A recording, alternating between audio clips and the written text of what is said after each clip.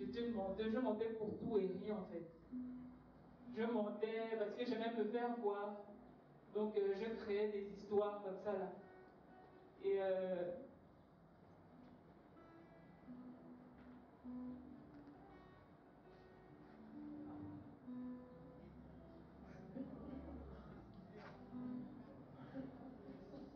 alors que je me disais que j'étais chrétienne, hein, parce que je m'étais déjà fait baptiser et tout, mais je continuais à mentir. Et le Seigneur, il y a une parole qui m'est venue. J'écoutais un message et le frère disait que ceux qui mentent en fait ont pour père le diable. Et je disais, mais Seigneur, moi qui vais à l'église de temps en temps, moi je prends même les notes et tout ça là, je lisais même un peu ma Bible et puis je priais de temps en temps. Mais le Seigneur me dit que tout ce que je faisais ne servait à rien en fait, parce que j'étais une menteuse et en fait, moi qui pensais que j'étais son enfant, en fait j'étais l'enfant du diable. Donc il m'a interpellé, il m'a dit que si je continuais dans ce sens-là, je serais l'enfant du diable et je mourrais en enfant du diable. Et ma demeure serait avec mon père le diable. Et mais il m'a dit que si je voulais bien me repentir, il allait me pardonner, oublier en fait les fautes, et oublier toutes ces choses-là. Sans compter que je volais, je faisais d'autres trucs. Et je voulais vous dire que c'est le péché qui nous sépare de Dieu. Ne pensons pas qu'en fait, comme je disais, on aime se pointer le doigt. Parce que des fois, on a des amis, on se connaît les vies. Et puis on se dit que bon, on est meilleur que l'autre. Donc moi, ma situation n'est pas si grave que ça. Mais je suis peut-être jeune. Mais la mort aurait pu me trouver. J'ai une cousine que j'aimais beaucoup, qui est morte, elle avait 12 ans. Elle venait de passer ce qu'on appelle ici, on sème de concours. Mais elle allait des vacances à Lambaréné et elle est morte dans l'eau en fait. Et je me rappelais toujours de cette histoire-là. Je me disais que waouh, si j'étais morte à ce moment-là, qu'est-ce qui se serait passé en fait?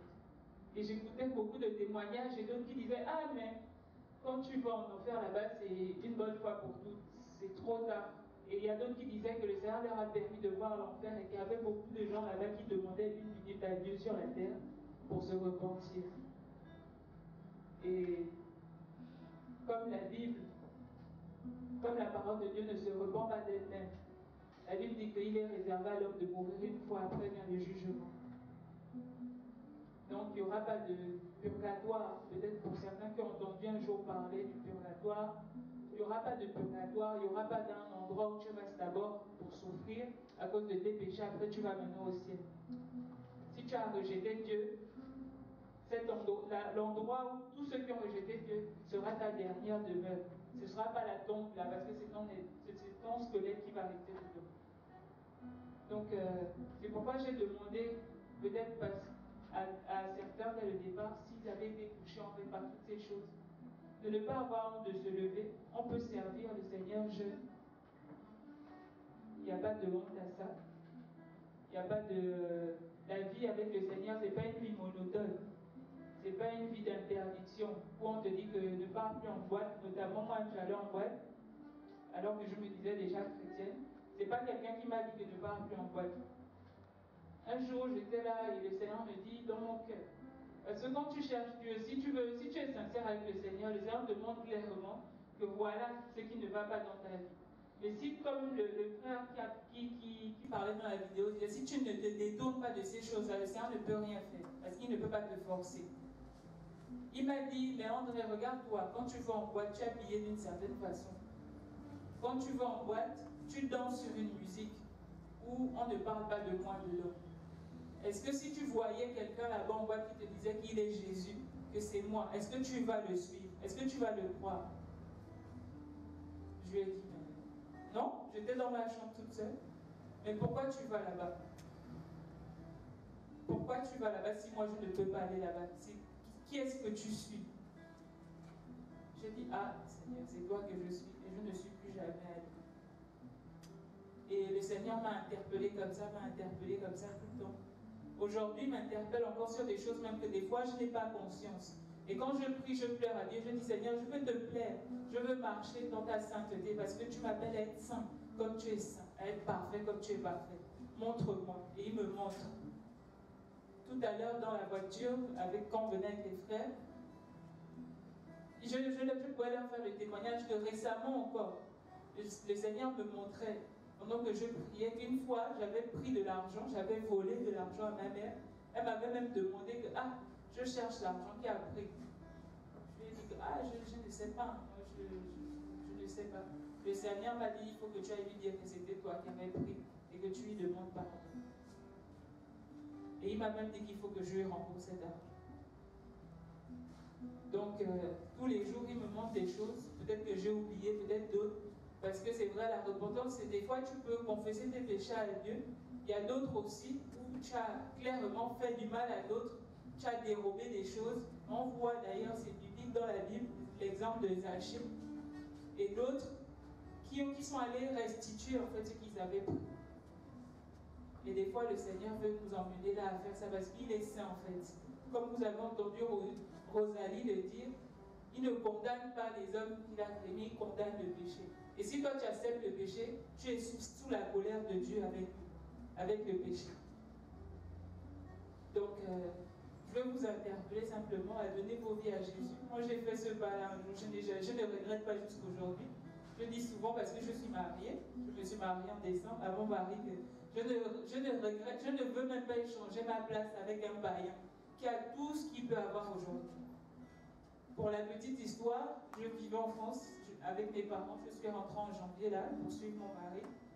Et j'ai fini mes études, j'ai récupéré mon diplôme, j'ai un master. Et je disais, mais depuis que je suis rentrée, en fait, j'ai déposé quelques dossiers par-ci par-là, mais je n'ai pas encore trouvé le travail. Et mon mari aussi a un master, il a étudié aux États-Unis. Lui aussi, il est rentré en 2012, mais il a galéré vraiment pour trouver. Et là même encore, c'est pas un travail, c'est un stage qui va bientôt finir. Et des fois, on pouvait prier, dire Seigneur, pourquoi toutes ces choses et tout, machin. Mais malgré tout ça là, on n'habite même pas chez nous, on est hébergé chez des frères. Malgré tout ça là, j'ai la joie, je peux être là devant vous. Je n'ai pas de souci en fait, mais qu'est-ce qui se passe là? Un jour, j'ai eu ce souci-là, j'ai commencé à m'inquiéter. Et puis le Seigneur me dit que ce sont les païens qui s'inquiètent de ça. Parce qu'ils n'ont rien d'autre. Mais toi, tu m'as. Si tu m'as, tu as tout. Et le plus important, le salut. Ça veut dire quoi? Si tu meurs aujourd'hui, tu n'as pas ces choses-là, tu vas au ciel. Quelqu'un qui a toutes ces choses-là, il meurt aujourd'hui. Et il ne m'a pas. C'est l'enfer éternel. Donc, je n'avais pas prévu de dire tout ça, je me laisse conduire. Et vraiment, c'est possible de servir Dieu jeune, c'est possible de le suivre. On a beaucoup d'exemples dans la Bible de ceux-là qui ont suivi le Seigneur. Et il ne regarde pas nos fautes en fait. Il ne regarde pas que, comme Rosalie a pu le dire, que tu as fait quoi. Il suffit que tu demandes pardon, mais sincèrement, c'est pas pour être vu des hommes. Parce que nous-mêmes, ce qu'on fait ici, c'est pas pour être vu de vous. On est simplement, comme la Bible dit, des serviteurs inutiles. Mais c'est pour plaire à Dieu, c'est pour faire ce qu'il veut par obéissance. Et c'est ce que je voulais vous partager, que c'est vraiment le péché qui nous sépare de Dieu. Et sans Jésus, en fait, il n'y a pas la vie. La Bible dit que dans Jean 1, là-bas, 29, il dit que il est l'agneau de Dieu qui ôte le péché. C'est lui seul qui peut ôter le péché. Donc si tu n'as pas Jésus et tu te dis que bon, peut-être tu fumes, je vais réussir à fumer moi-même, je prends des résolutions comme les gens font chaque 31 décembre, que cette année je fais la liste des choses que je ne vais plus faire, machin. Les gens, il y en a qui réussissent, hein, mais pour ma part, j'avais déjà fait ça, ça m'a mené nulle part. Je retombais toujours dans les mêmes choses. Il n'y a que Jésus qui ôte le péché véritablement et qui nous réconcilie avec Dieu. Sinon, on demeure ennemi de Dieu et on ne doit pas se demander que, mais je prie quand même, je vais quand même le dimanche à l'église, machin. Mais ce n'est pas ce que Dieu te demande d'abord. Parce que ce qui te sépare de lui, ce n'est pas autre chose, c'est le péché. Donc tu peux aller à l'église le dimanche, comme on dit, mais être séparé de Dieu à cause de ton péché. Donc c'est pas ça qui va te sauver, quoi. Tu peux aussi même prendre le petit argent que tu as, donner ça tous les jours, tu peux même chanter dans une chorale comme beaucoup de gens font, mais ça ne te sauve pas. Et si tu meurs dans cet état-là, comme on a vu, on peut mourir à n'importe quel moment. Récemment, j'avais la nouvelle d'une nièce qui est morte d'un AVC à 15 ans. À 15 ans, elle est morte d'un AVC. Donc tu te dis peut-être que je suis en bonne forme. Elle n'avait rien. Elle est tombée, on l'a emmenée à l'hôpital, elle n'est plus jamais revenue. À l'école en plus. Donc personne ne peut dire qu'en fait, là où je suis là, je suis sûr que je suis en train de rentrer chez moi, que dans 20 ans encore je serai là. Personne ne peut dire ça. Ce n'est pas pour vous faire peur, mais c'est une réalité. Il faut que vous compreniez ces choses-là. Parce qu'il faut qu'on nous présente tout pour qu'on puisse faire un choix. Comme le Seigneur nous a laissé le choix. Il nous a dit, il est le chemin, la vérité et la vie. Nul ne vient au Père que par lui. Il a dit, viens à moi et tu auras la vie. Il nous dit ça quand même. Donc, il nous présente un choix. Et si on ne fait pas le choix de le suivre, on est perdu pour l'éternité. C'est pourquoi je vous interpelle à donner vos vies à Jésus. Parce que c'est lui qui sauve. Si on n'a pas Jésus, bien que vivant comme on nous voit là, on est mort en fait. Parce que le salaire du péché, c'est la mort. Et tant que tu es pécheur et que tu n'as pas la rédemption par le sang de Jésus, tu es mort en fait. Mais on te voit marcher. Tu parais beau de l'extérieur, mais à l'intérieur, en fait, c'est la mort. Donc, je voulais vous interpeller par rapport à ça ce soir. Je bénis Dieu, je ne serai pas long. Juste vous montrer une image.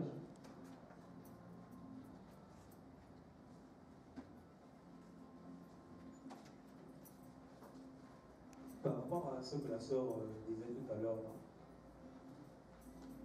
vous allez vous rendre compte d'une chose vraie, c'est que autant que nous sommes, la Bible le disait tout à l'heure, personne n'est au-dessus de la mort.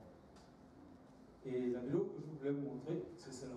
Vous voyez cette jeune fille, pour les garçons, ils vont dire qu'elle est très belle. Et effectivement, elle est très belle. Mais je vais vous raconter en bref l'histoire de cette jeune fille. Déjà, je crois qu'il y a une qui me connaît dans la salle, Flora. Et par rapport à cette jeune fille-là, quand je me suis converti à la grâce de Dieu, quelques temps après, on a prêché l'évangile à cette jeune fille. Et elle aussi, elle a décidé de suivre Jésus, mais il y avait une chose qui n'allait pas. Elle était tellement belle, mais elle était séduite par sa beauté. C'est-à-dire, bien que quand elle marchait, les hommes appelaient à gauche, à droite, et au-dedans d'elle, il y avait toujours cette fierté-là. Je suis belle. Mais à tout moment, le Seigneur l'interpellait. Et la triste histoire, c'est que, à cause de cette beauté, elle est morte sans Jésus. Pour dire en fait que, quand on parle déjà de la mort, c'est pas pour nous faire peur. S'il y a une chose qui est vraie, c'est que il est fort probable que tous ont fini par mourir. J'aime souvent dire que si la mort n'a pas peur d'un bébé de 2 mois, c'est pas nous qui savons déjà parler, manger, tout ça, que la mort va avoir peur de nous. C'est pourquoi si on a honte de celui qui est à notre gauche ou à notre droite de pouvoir accepter Jésus, c'est qu'on n'a pas pitié de notre vie. Je vous assure. Il y a des hommes plus beaux, des filles plus belles que nous, qui aujourd'hui périssent en enfer. Ils n'ont plus aucune possibilité de demander pardon à Dieu. Ils n'ont plus aucune possibilité. Mais la grâce de Dieu pour nous, la Bible dit que la patience de Dieu est notre salut. Combien de fois tu as écouté l'évangile? Aujourd'hui tu es à l'école, tu ne savais même pas que l'évangile devait venir te retrouver toi à l'école. Et voici, l'évangile est venu te trouver. Maintenant, est-ce que tu peux comprendre que, bien que j'ai toujours fui l'évangile, si l'évangile est venu me trouver à l'école, c'est que Dieu m'aime. Et que si je ne saisis pas l'occasion que Dieu me tend, qu'est-ce qui peut arriver à ma vie? Elle aussi, elle avait des projets. Elle était au lycée technique. avait des projets. Elle aussi pensait un jour se marier. Elle aussi pensait un jour rouler dans une voiture, avoir ses enfants. Mais dommage. Elle n'avait jamais prévu le jour de sa mort. Elle était jeune, une vingtaine, dans la vingtaine. Elle était jeune. Comme nous aussi, nous sommes jeunes aujourd'hui. Le souci, c'est que le cœur de l'homme est dur. Pour ceux qui sont à l'école, je sais qu'il y a Tel, il y a Roger qui me connaît, il y a Rachid qui me connaît, autres. Si on décide d'accepter Jésus-Christ, ça va faire la une de la classe. Mais c'est une chose qui est vraie. C'est que si on raisonne comme ça, c'est qu'on n'a pas compris. Il y a d'autres sûrement qui se disent, moi j'ai déjà accepté Jésus. Mais je vais nous poser une question. Qui a déjà dit un jour, j'arrête de mentir, il s'est retrouvé toujours en train de mentir? Vous voyez? La seule personne qui délivre du péché, c'est Jésus-Christ. La Bible dit, celui qui est esclave, celui qui pratique le péché devient esclave du péché. Le moment où tu pratiques la masturbation, tu vas toujours te retrouver en train de pratiquer la masturbation. Dès que tu dis qu'aujourd'hui j'arrête de regarder la pornographie, tu vas toujours te retrouver en train de faire la même chose. Pourquoi? Parce que tu as dit de toi-même. Mais il y a quelque chose de merveilleux. Parce que si au-dedans de nous, on reconnaît qu'on a réellement besoin de Jésus, qu'on l'accepte, je vous assure d'une chose qui est vraie. Demain ou après-demain, quand je vais regarder en arrière, je vais dire, je ne peux pas passer 4 heures de temps, je ne peux pas passer 8 heures de temps sans pouvoir tomber dans un rapport sexuel en mariage.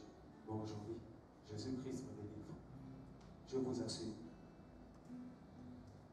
Si on est venu vers vous, ce n'est pas parce qu'on veut des personnes pour adhérer à quoi? Déjà, comme elle disait, la soeur disait tout à l'heure, nous sommes des chrétiens. Chacun est responsable de sa vie devant Dieu. Ce n'est pas un groupe, ce n'est pas un mouvement. C'est tout simplement nous rappeler que Jésus-Christ interpelle nos cœurs.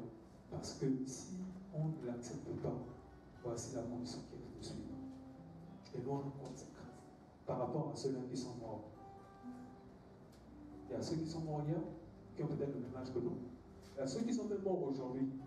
Je crois que si vous faites un tour à l'hôpital de Paris, vous allez voir compte qu'il y a des gens qui sont comme nous, qui vont aussi être là à l'école.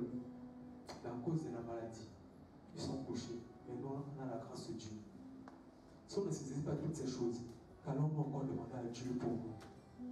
Qu'est-ce qu'on va encore demander à Dieu? C'est pourquoi, pour nous interpeller, parce que peut-être j'ai pris le scotch, j'ai scotché mes genoux, ma chaise, tout ce qui est dit, je me reconnais dedans, mais j'ai honte de pouvoir dire que oui, moi j'ai besoin de Jésus. Et c'est comme ça que je vais rater l'éternité, tout simplement à cause de la honte. À cause de la honte. Et il y a d'autres qui se posent peut-être la question que même si j'accepte Jésus, je vais devoir laisser ça, je vais devoir laisser ça. Mais il y a une chose qui me vient souvent en tête. On peut se balader, nous sommes à deux. Ou encore, deux personnes qui vivent dans le péché. Une femme et un homme, notamment ils vivent dans les rapports sexuels hors mariage. Je vais vous poser une question. Est-ce que si toi tu meurs, c'est une femme bien sûr, si toi tu meurs, est-ce que c'est parce que toi tu es mort que ton copain va mourir? Je me pose la question. Jamais. Alors, lui il va rester à vivre sur terre, peut-être avoir une autre femme ou une autre copine, ou peut-être écouter l'évangile qu'on écoute aujourd'hui, accepter Jésus et aller au ciel. Alors que nous, quand on était peut-être sur terre, on vivait avec lui dans le péché, on est mort dans le péché, on se retrouve en enfer. Vous voyez? C'est pourquoi on dit que le salut est personnel. C'est pourquoi on ne doit pas passer à côté de la grâce de Dieu. Et c'est vice-versa. Pareil, pour l'homme, tu peux mourir, ta copine reste sur terre, toi tu meurs dans le péché, et elle reste accepter Jésus sur terre. Elle ne va pas te suivre en enfer, elle ne va pas aller faire 2 minutes en enfer, le temps que vous avez vécu dans le péché ensemble, après au ciel. Hein? Non, la Bible dit qu'il efface les péchés de ceux-là qui donnent son cœur. Il faut paraphraser ainsi. Donc pour nous, c'est interpeller davantage. Et ce qui a été dit, ce qui a été fait, c'est interpeller premièrement nos vies par rapport à notre éternité. Par rapport à notre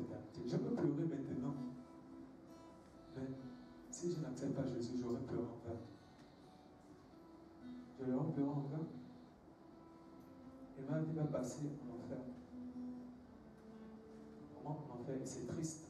Quand tu vas peut-être dans les lieux où on parle des décès, tu vois peut-être le genre de ce jeune fille-là, ou ce jeune homme-là, qui est mort sans Jésus-Christ. Et tu vois la personne est couchée dans le cercueil. Tu dis, mon Dieu, est-ce que la personne a accepté Jésus? La personne va périr de la sorte en enfer.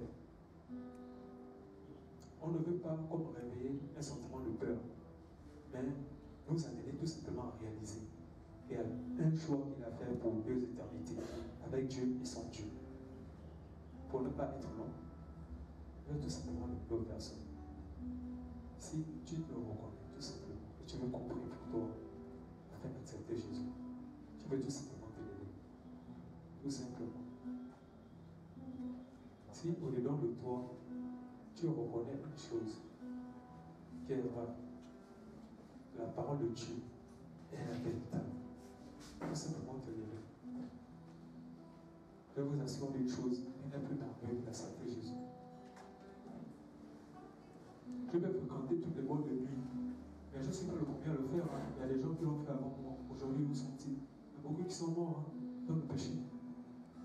Je peux coucher toutes les femmes que je veux, tous les hommes que je veux, mais je ne serai pas le premier à le faire. Il y a des gens qui l'ont fait avant moi. Aujourd'hui, où sont-ils? Et c'est ça le secret de Satan. C'est-à-dire qu'il nous garde dans une vie de routine, où c'est la même chose. On tourne en rond. La même chose, on ne voit pas le temps passer. Et on n'oublie pas que demain tu vas mourir. Donc, la dernière fois, vas-y encore de lui, demain tu vas mourir. Quand tu te réponds, je vais te pardonner. Jamais. Après parler tout à l'heure, je peux sortir, je peux faire faucher par une voiture. Si je meurs sans Jésus, où vais-je? Et j'aimerais aussi peut-être demander, tu te dis peut-être chrétien, mais tu vis dans la masturbation, tu vis dans la pornographie, tu vis dans le mensonge. Si tu as besoin de te repentir, tu peux aussi te lever. Tu peux aussi te lever. Rien n'est plus merveilleux. La Bible dit qu'il y a une joie au ciel lorsque une âme se donne au Seigneur. Je vous assure. Il y a une joie au ciel lorsqu'une âme se donne au Seigneur. Personne d'entre nous, nous sommes justes. Nous ne sommes pas justes. Mais on a besoin réellement de réaliser dans nos cœurs qu'on a Jésus-Christ et qui nous tend la main. Comment je me sens supplie. On parle de notre éternité. Personne ici n'a connu arrière, 4 fois arrière son grand-père ou sa grand-mère. Ça veut dire que nous aussi, on finira par quitter cette terre-là. Mais est-ce qu'on a fait le bon choix? Est-ce qu'on a fait le bon choix? Et je vous assure que le bon choix, c'est de décider réellement de finir avec le péché en suivant Jésus. C'est pourquoi j'aimerais vraiment vous inviter à incliner nos cœurs devant la parole de Dieu. Inclinons nos cœurs. Nous aussi, nous sommes passés par là. Moi aussi, je faisais toutes ces choses-là. On ne va pas vous parler parce qu'on a raté nos vies, hein. Je vous assure. Parce que l'image qu'on qualifie, l'image qu'on colle souvent à ces personnes-là, c'est qu'il vient vous parler parce qu'il a raté sa vie. Mais tout simplement réaliser que Jésus-Christ est vivant et qu'on a besoin de lui. Donc moi, j'aimerais vous inviter à disposer nos cœurs. Moi, je bénis Dieu pour ceux-là qui sont sensibles, pour vraiment votre humilité. Parce que la Bible dit que Dieu résiste aux orgueilleux, mais il fait grâce aux hommes. Le royaume des cieux, c'est pour ceux-là qui ont le cœur comme des enfants. Dieu peut nous faire du bien aujourd'hui. Ce que le Seigneur attend de toi, c'est que tu te lèves et que tu l'ouvres ton cœur. Tout simplement. Jésus va dire dans Matthieu chapitre 10 que celui-là qui aura honte de moi devant les hommes, j'aurai honte de lui devant mon Père.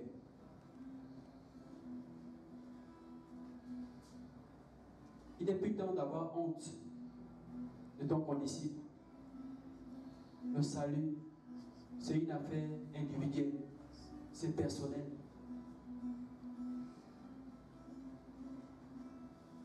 S'il te plaît, je te demande de mettre ton orgueil de côté. Ça ne va pas te sauver. Beaucoup vont se retrouver en enfer à cause de l'orgueil. C'est juste à cause de l'orgueil. Et c'est l'orgueil aujourd'hui qui pousse les hommes à rentrer même dans les sectes. Nous avons besoin de comprendre que vous êtes aujourd'hui à l'école de commerce et vous êtes à quelques pas ou à quelques jours du monde du travail. Mais également l'école de commerce est un endroit où les gens qui sont dans les sectes, ils passent pour venir recruter les jeunes. Et c'est de comprendre que si vous n'avez pas Jésus, vous êtes ouvert à toutes ces choses, à toutes ces propositions. Mais Jésus a pensé à vous aujourd'hui.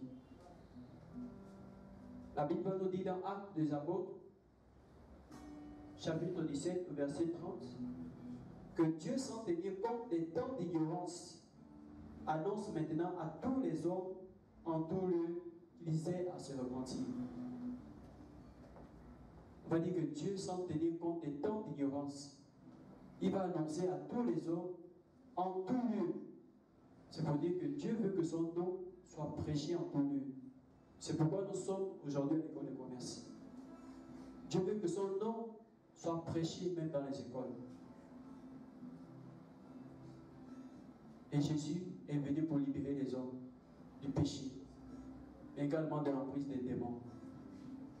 Certainement tu es là, mais la nuit tu ne dors pas. La nuit tu as des rapports avec un homme, mais tu veux être libre. Mais Jésus veut te libérer aujourd'hui. Ne regarde pas aux jeunes qui sont là. C'est Jésus qui veut te libérer aujourd'hui. Certainement tu as une femme avec qui tu couches la nuit, mais tu es fatigué. C'est un esprit. Ce sont des démons. Et le but des démons, c'est de venir détruire la vie des hommes. Mais Jésus, il est venu afin de détruire les œuvres du diable. Et aujourd'hui, Jésus veut le faire pour toi. Le frère disait tout à l'heure que certainement tu te réclames de Christ, mais que même dans ta classe, il n'y a pas une différence entre un païen et toi. Et à cause de toi, mais le nom de Jésus est blasphémé. À cause de toi, on se moque des chrétiens. Parce que ton témoignage n'est pas vrai, il n'est pas sincère. C'est aussi une occasion pour toi de pouvoir te réconcilier avec Dieu. De demander pardon à Dieu par rapport à cela. Tu as mené tes condisciples à se moquer de Jésus à cause de ton témoignage, à cause de ton attitude. Tu peux également te lever pour demander pardon à Dieu, pour prendre un nouveau départ avec Jésus. Aujourd'hui. Donc, nous bénissons le Seigneur pour ceux-là qui se sont levés. Nous croyons que vous êtes sincères et le Seigneur va nous dire que si nous confessons nos péchés, il est fidèle et juste de nous pardonner et de nous purifier de toute iniquité. Ça veut dire que quel que soit ce qu'on a fait, Jésus nous pardonne et il oublie tout.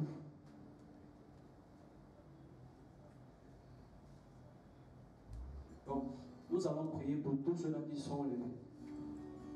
Également ceux-là qui ont besoin qu'on prie pour eux. Pour quelque chose de bien spécifique. On pourra se voir tout à l'heure. Tu sais qu'il y a quelque chose qui t'embête et que tu as envie d'être libre. Tu pourras venir, on pourra prier pour toi. Ne regarde pas aux autres, n'aie pas honte. Ce que Jésus veut, c'est te libérer. Et Jésus veut passer par nous aujourd'hui pour te rendre libre.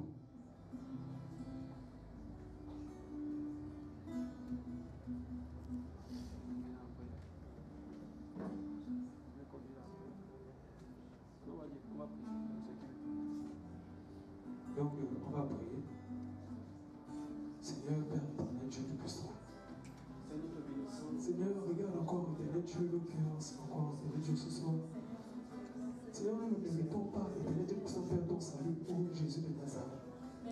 Mais Seigneur, éternel Dieu, tu nous as encore interpellés, Seigneur.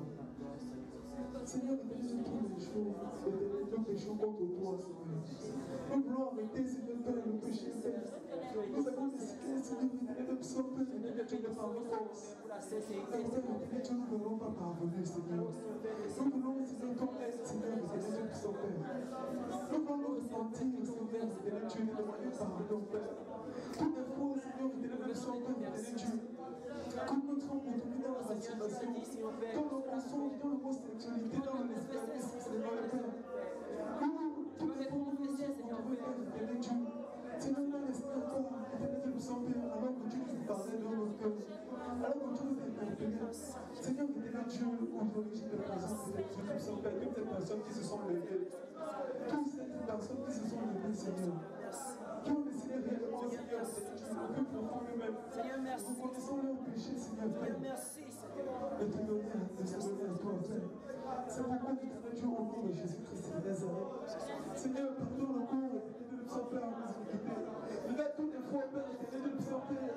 Seigneur, que beaucoup ont averti, Seigneur, Père, éternel Dieu. Et que nos sangs des innocents crient vers toi, Père. Regarde toutes les fois où beaucoup, éternel de nous Père, éternel Dieu, ont calomnié, ont critiqué, Seigneur, Père. Et que l'enfer était ouvert sur les pieds, Seigneur, Père, éternel Dieu. Seigneur, nous te remettons ces personnes, Père, éternel Dieu, afin que davantage tu les pardonnes, Père. Et qu'ils marchent en nouveauté de vie.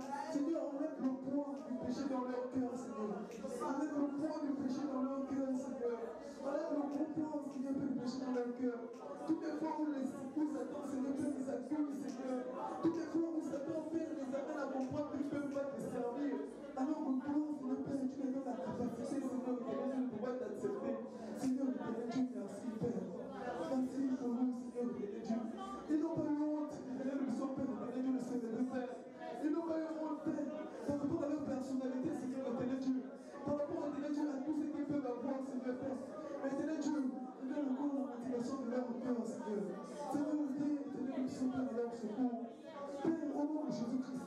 Et qu'à partir de ce jour, maintenant, au nom de Jésus, toute porte, Seigneur, Père, qui est ouvert au péché, est fermée, Seigneur, Père, pour le Père. À partir d'aujourd'hui, Seigneur, éternel Dieu, ces personnes, Père, deviennent de nouvelles créatures, Père, parce qu'elles ont écouté et elles ont cru, Seigneur, Père, éternel Dieu. Père, ces personnes, Seigneur, éternel Dieu, comme déclare ta parole, Dieu pardonnera nos péchés, Seigneur, Père. Dieu effacera nos fautes. Père, merci, Père, éternel Dieu, parce qu'ils se sont levés, Père, éternel. C'est que Dieu pardonne leurs iniquités et leurs fautes. Accorde-les de ne plus retourner, Seigneur, Père, dans ces choses. Accorde-les la force, Seigneur, Père, par ton esprit. Seigneur, d'être au-dessus du péché. Et que le péché, Seigneur, éternel Dieu, ne soit plus, éternel Dieu, leur maître. Père, éternel Dieu, que son Père, Dieu est venu pour délivrer les captifs du péché. Et merci, Père, éternel Dieu. Je sais que l'évangile est venu les trouver, Seigneur, Père. Et qu'ils n'ont pas regardé à leur côté. Ils n'ont pas regardé à leur jeunesse. Ils n'ont pas regardé à leur bien matériel. Seigneur, ils ont eu soif de toi, Père. Ils ont eu besoin de toi, Père. Et c'est tout simplement, Père, éternel Dieu, leur cœur pour lui bénir ton Père. Merci pour ces personnes. Que toute la gloire te révèle. Qu'aucun nom ne soit élevé si ce n'est que toi. Qu'aucun nom ne soit élevé si ce n'est que toi, Seigneur. Toi qui as le pouvoir et la capacité de délivrer les hommes du péché. Toi qui as le pouvoir et la capacité de pardonner nos fautes, Seigneur Père. Toi qui as le pouvoir et la capacité de rétablir, Seigneur, nos vies chrétiennes, Seigneur Père, éternel Dieu. Merci au nom de Jésus-Christ de Nazareth, Père. Merci, Père, parce que nous ne retournerons plus, Seigneur Père. Nous ne retournerons plus à cet homme, Père. Alors, quand nous ne retournerons plus, nous ne retournerons plus, Seigneur Père, à leur péché, Père. Mais à partir d'aujourd'hui, Seigneur Père, Seigneur, tu es leur Père, tu es leur Dieu, tu es leur consolateur, tu es leur force, Seigneur Père. Merci au nom de Jésus-Christ de Nazareth. À toi soit le Père, la gloire et la louange. Au nom de Jésus-Christ de Nazareth. Merci, Seigneur. Amen.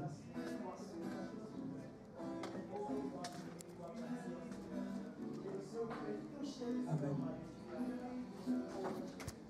Je bénis Dieu encore pour... Vous pouvez vous asseoir. Merci. Nous bénissons le Seigneur pour la grâce déjà qu'il nous accorde.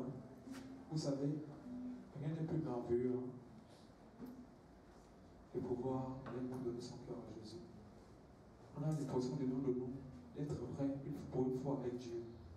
On a ce sentiment dedans de nous, de parler réellement avec notre Créateur, de lui demander pardon. Et la Bible dit que si nous confessons nos péchés, il est juste et fidèle de nous les pardonner. Et je crois que le Seigneur, dès que tu as eu à avorter, dès que tu as eu à tuer, dès que tu as eu à faire, c'est-à-dire ta conscience elle-même t'accuse d'un péché. La Bible déclare qu'il efface nos iniquités. Et c'est ce qu'il a fait aujourd'hui pour nos vies. Et c'est ce qu'il a fait aujourd'hui pour nos vies. Donc nous sommes arrivés en fait au terme de notre projection. Pour tous ceux qui ont des questions, on peut nous voir à la fin.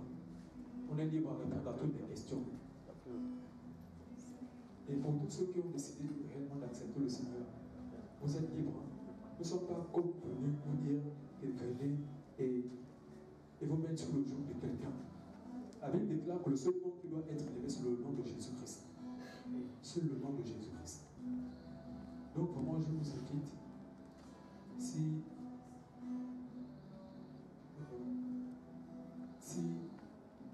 on a des préoccupations, si on a des questions, à la fin, vous pouvez vous rapprocher de nous et on pourra répondre par la grâce de Dieu à toutes les questions dont vous vous posez, à toutes les préoccupations que vous pouvez avoir dans le cœur.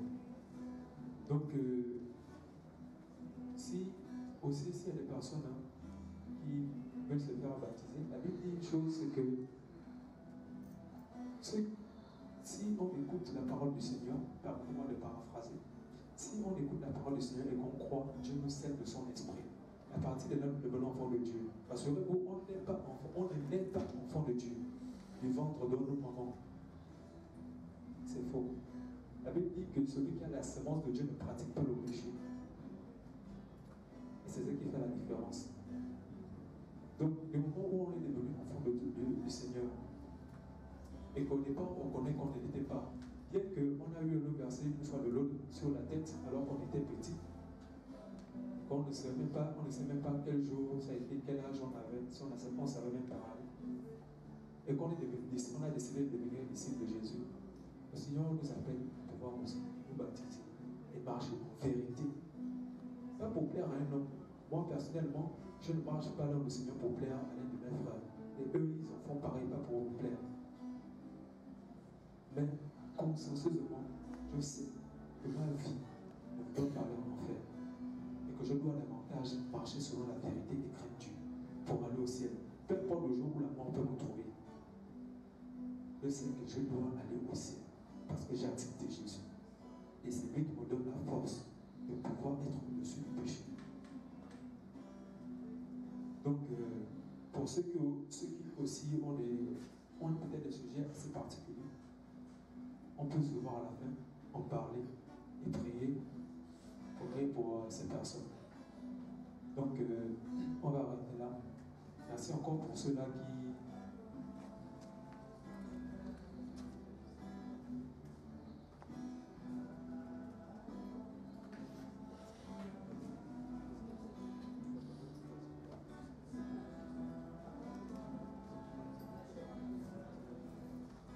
Donc, on va arrêter là. Et merci encore pour votre attention. Donc, je vais laisser la parole à ma soeur. Pour conclure, je voulais simplement dire que tout ce qu'on fait, on le fait au nom de Jésus. La Bible dit que tout a été fait par lui et pour lui. Tout ce qu'on fait, c'est pour Jésus. Vous êtes venus à Jésus, vous décidez maintenant de donner, on dit communément, populairement, qu'on donne notre vie à Jésus. Quand tu donnes quelque chose à quelqu'un, et puis on dit que non, si même tu ne vas plus aller regarder que normalement, quand tu as déjà donné, tu ne vas plus regarder que qu'est-ce que tu fais avec la chose que c'est déjà pour lui, il fait ce qu'il veut avec. Donc quand tu as donné ta vie à Jésus, Paul a dit, c'est un des apôtres, qui a dit que ce n'est plus moi qui vis, c'est Christ qui vit en moi. Donc je ne vis plus pour moi-même. Je ne pense plus que non, comme je vais m'habiller là, est-ce que ça me plaît moi-même? Je vais demander à Dieu. Que Seigneur, qu'est-ce que tu penses de comment une femme doit s'habiller? Quand je vais faire quelque chose, je demande à Dieu, qu'est-ce que tu penses de ce que je fais? Mais soyez-en sûrs, vous recevez le Saint-Esprit qui vous convainc aussi dans ces choses. Et je voulais aussi souligner que si vous venez en fait pour demander qu'on prie pour vous par rapport à un sujet, ce n'est pas nous qui faisons, c'est Dieu. Vous venez avec la foi que c'est vous vous adressez au Seigneur. Et nous, simplement comme des instruments, on va prier. Simplement parce que le Seigneur dit que ce que nous demandons, si deux personnes s'accordent pour demander quelque chose, il le leur accordera. Donc c'est simplement ça qu'on met en pratique. Mais c'est Dieu qui fait, ce n'est pas nous qui faisons. Et si vous voulez, vous pouvez récupérer les numéros de téléphone. Les sœurs peuvent vous donner, vous pouvez me donner vos numéros, donner à Maman Yo. Ou bien les frères pourront donner aux autres frères qui sont là les numéros. Si vous avez besoin d'autre chose, ou peu importe, nous on est disponible. On n'est pas entré. Donc on a fini. Vous êtes libre. Merci d'avoir été là et toute la gloire au Seigneur Jésus. Donc pour les questions, vous pouvez venir nous voir, vous adresser à l'un des frères qui est là.